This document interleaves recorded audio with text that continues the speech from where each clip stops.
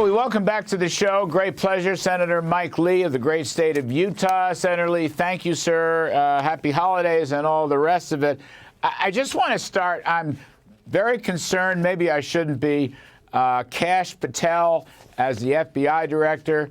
I think the FBI needs major house cleaning. We've got to clean these stables of corruption. And I just want to get your thinking about how Kash Patel looks for confirmation. Look, I think he's in good shape. In my view, Larry, there is not a good reason for any senator, Democrat or Republican, to oppose Kash Patel. He's prosecuted more cases than Kamala Harris ever did. Now, the media obsessively trashes Kash Patel while ignoring the entire Biden family enterprise. And an outsider like Kash, with his unique blend of experience, represents an intriguing candidate for spearheading reform that's badly needed inside the FBI. So I look forward to voting for him enthusiastically. I encourage all of my colleagues, Republicans and Democrats alike, to do the same. Yeah, you know, I personally, I mean, I'm not in this process this year, but personally I didn't even want the FBI to do any vetting. I mean, I've lost confidence in the leadership of the FBI, but apparently the Senate will let the FBI do some vetting. But Kash Patel is a guy, I agree with you. He's had so many positions. He's a strong guy. He's a knowledgeable guy. And I can't imagine voting against him. Now, the other one, Senator Lee, I want to ask you about. Before we leave Kash, though, I just want to say that one of the reasons they hate him is because of his involvement in uncovering the Russiagate hoax. Yes. That positions him uniquely to address the political biases within the FBI. And I think that's exactly why they hate him. Now, a lot of the hate directed toward him is sort of broad invective. But what they're really getting at is they don't like the fact that he's onto them. And that's exactly why we need him in there. Yeah, that's a great point. He blew the whistle on the Russian hoax. He blew the whistle on the FBI informant steal. You're 100% right, sir. Thank you for that. The other one, Pete Hegseth.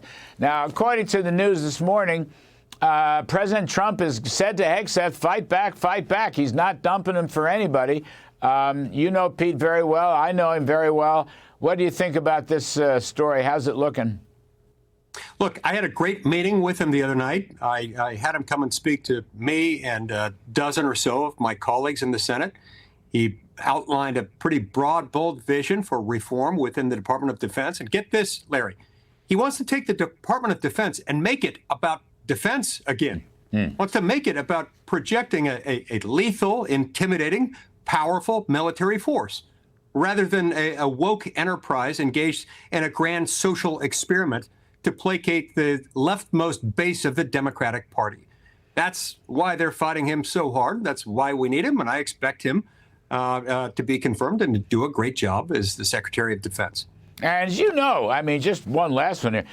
Pete Hegseth is a highly decorated combat veteran serving in 2 theaters. I mean, for some reason, these left-wing media reports don't seem to include that. He has a couple of Bronze Stars, if I'm not mistaken. He may have other decorations as well. I mean, he's a total patriot. He's put his life on the line for the country.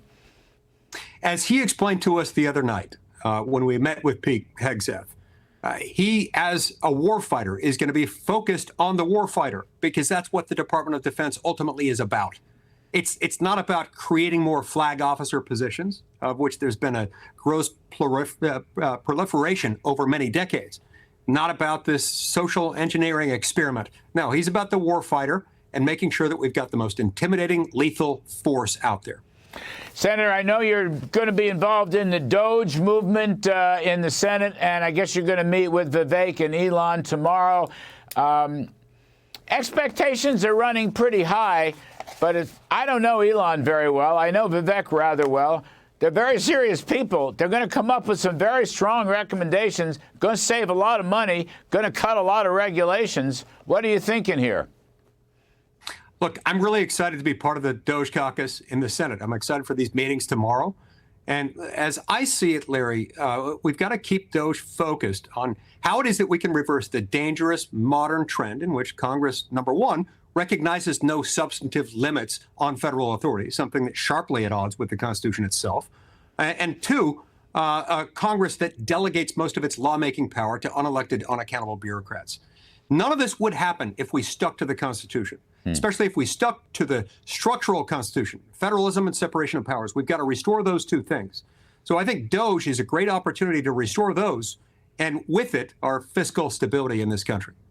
You know, Senator, on that point, I know you're a constitutional scholar, and the issue of federalism, just for a second, I don't know if you saw my old friend, we worked together in the Reagan OMB a long time ago, John Cogan from the Hoover Institute, wrote a piece in the Wall Street Journal showing how the proliferation, the unbelievable proliferation of federal money given to states and localities has wrecked the budget for decades. I don't mean 10 years, I mean 30 years, 40 years. And this is something that federalism, I mean, these are things, functions the states and localities should do if the voters want them to. This is not something the federal government should be financing and running.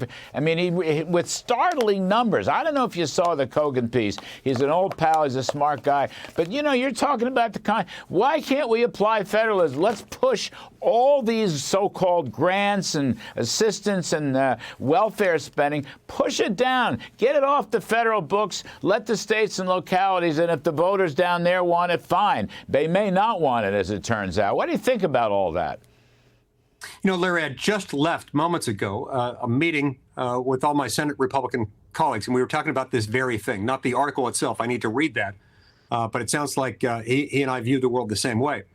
But in that meeting, I made the point that if we followed federalism, if we focused on the enumerated powers of Congress, primarily the 18 clauses of Article 1, Section 8, we wouldn't have a $36 trillion debt, in part because we wouldn't be doling out all of these welfare benefits to the states with the idea that in some cases they match them, in other cases we pay for the whole thing or otherwise. There's a reason that happens. And it happens this way because we print money, they do not. They cannot. And that's why so many people have asked that all these things, which fundamentally should have been state programs, not federal, because they're not really within the ambit of the enumerated powers in most cases, that they ought to be done by states. But they want them federal because the federal government prints money, the states don't. And that's part of why we've gotten into so much trouble here. Yeah, well, somebody ought to put their foot down on that one. Last one, Senator. This is popping up left and right. I know that you've commented down through the years on the Federal Reserve. You mentioned printing money. The Fed, of course, is the other printing press that nobody has any control over.